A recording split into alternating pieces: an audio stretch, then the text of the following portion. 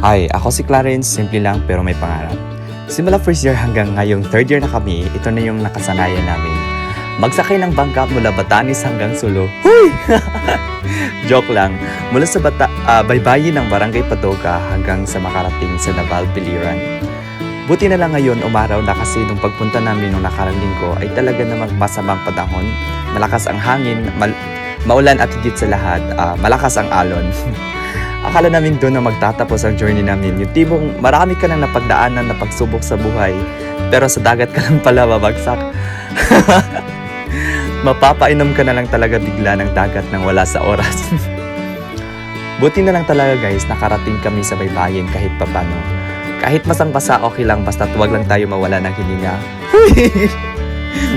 Dapat na kami masanay sa mga ganitong uri ng sitwasyon kasi nga wala kaming choice.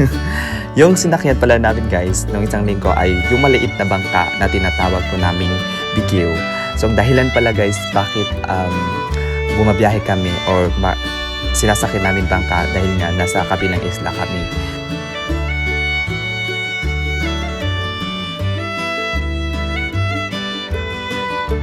Sasakay kami ng motor Uy, nabisaya na. Patungo sa amin. Patungo sa amin. Ayan guys, no, mga ilang minuto, no, ilang minuto lang. At yan, medyo malamig dito guys sa Leyte ngayon, no. So ayan, kailangan tayong mag-ingat sa lahat ng panahon. Uy! Wait, connect! Yan naman eh. Kadugay mati sa video.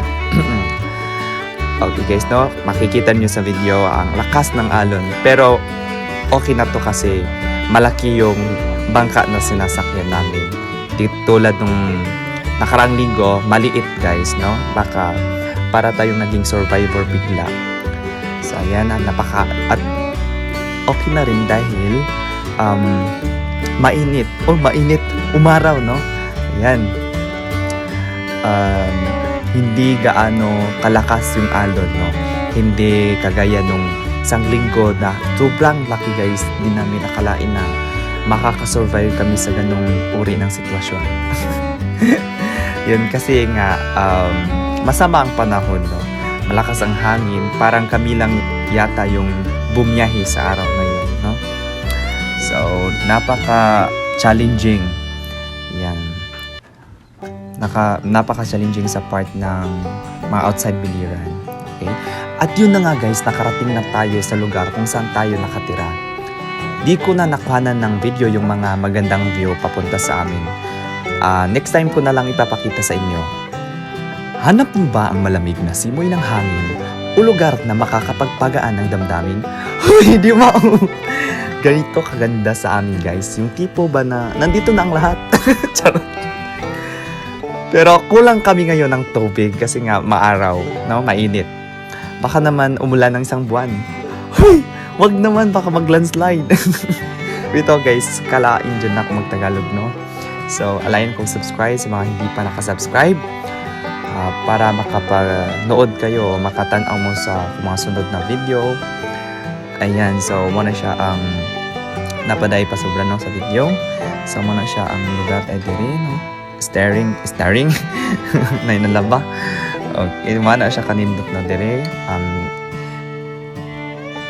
Ayan, greener environment, kunuhay. Kunuhay. So yun lang guys, stay safe kayong lahat. Yun lang. Ano ako yung ngay mag-voice over. Final na to guys. Bye-bye. Stay safe everyone.